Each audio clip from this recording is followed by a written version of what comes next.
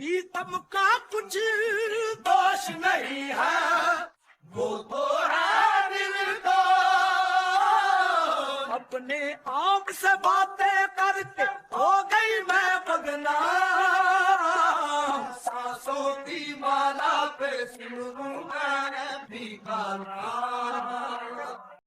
अस्सलामुअलैकुम गाइज़, उम्मीद है आप सब ठीक होंगे।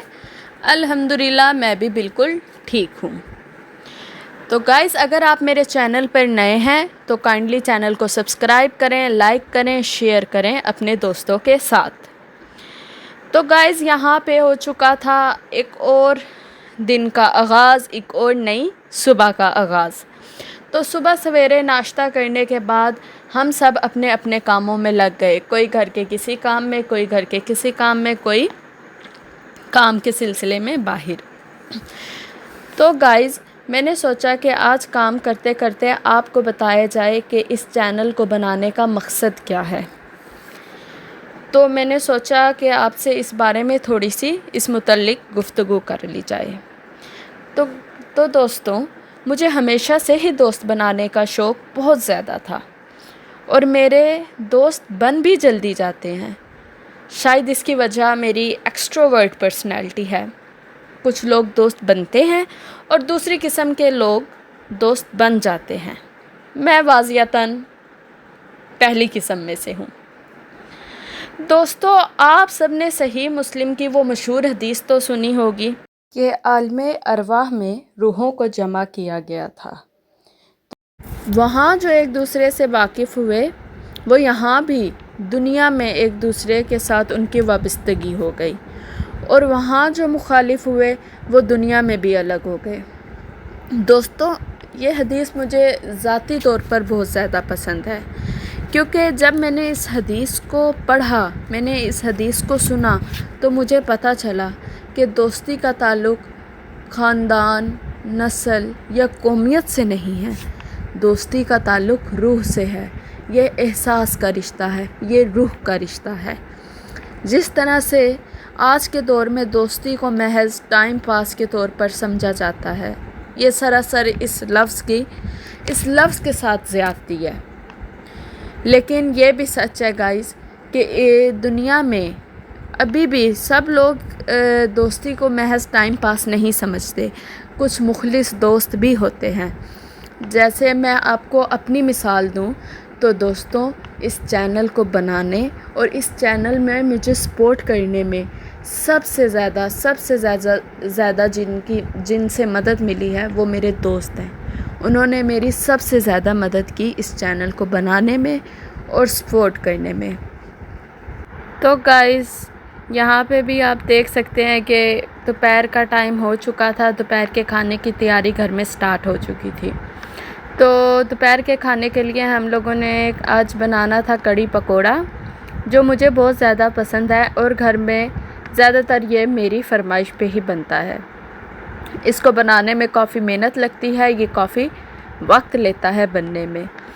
तो यहाँ पे उसकी हम तैयारी कर रहे थे। सबसे पहले प्याज काटा।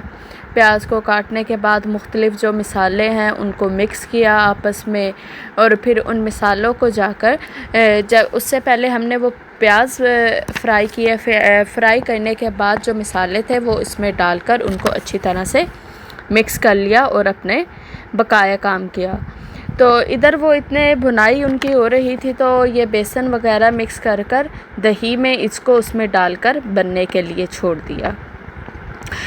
और यहाँ पे इतने पकोड़ों की तैयारी कर रहे थे तो उसका सामान काट रहे थे। इन प्याज की छोटी छोटी बारीक कटिंग करने के साथ मिर्चों की बारीक बारीक कटिंग की। उसके अलावा जो आलू है उनको भी बारीक बारीक काटा, क्योंकि ये पकोड़ों का सामान तैयार हो रहा था, तो उसके लिए बारीक बारीक बिल्कुल चीज़ें काट कर उनको रख लिया। और जो कड़ी है तब तक दूसरी साइड पर वो तैयार हो रही थी।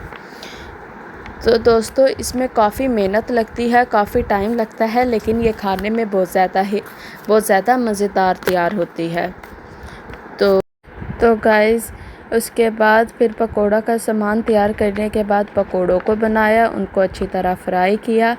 और ये भी काफ़ी टाइम टेकिंग प्रोसेस होता है, इसमें भी काफ़ी टाइम लग जाता है क्योंकि ये ऊपर से अगर आप देखें तो ये ऊपर से जल्दी तैयार हो जाते हैं लेकिन अंदर से कच्चे रहते हैं, जिसकी वजह से इनको बहुत ज़्यादा पकाने की बहुत ज़्यादा एहतियात से पकाने की ज़रूरत होती है।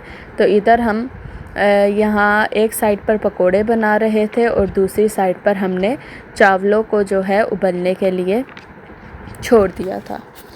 तो गाइस वापस चलते हैं उस बात की तरफ जो मैं आपसे कर रही थी। तो दोस्तों, इस चैनल के ज़रिए दोस्ती के सफ़र को जारी रखते हैं और बहुत सारे नए दोस्त बनाते हैं, क्योंकि इस टेंशन के दौर में जहां हर बंदा किसी न किसी मसले में घिरा हुआ है, किसी न किसी मसले में उलझा हुआ है, परेशान है, तो इस दौर में वही लम्हे सुकून के हैं जो अपने दोस्तों के साथ गुजार लिए जाएं, उनके साथ मिल बैठकर वक्त गुजार लिया जाए। तो गाइज़ यहाँ देख सकते हैं कढ़ी भी बनकर तैयार हो गई है। उसके बाद हमने खाना वगैरह खाया और अपने खाने को एंजॉय किया। आज के लिए इतना ही। अपना और अपने घर वालों का बहुत ख्याल रखिएगा, मुझे अपनी दुआओं में याद रखिएगा और फ़लस्तीन को भी अपनी दुआओं में याद रखिएगा, क्योंकि उनके साथ भी हमारा इंसानियत का रिश्ता है और इंसानियत का रिश्ता भी दोस्ती की रिश्ते की तरह ही रूह से होता है। अगर आज का व्लॉग आपको पसंद आया तो लाइक करें, शेयर करें, सब्सक्राइब करें। इंशाअल्लाह आपसे मुलाकात होगी नेक्स्ट व्लॉग में। तब तक के लिए अल्लाह हाफिज़।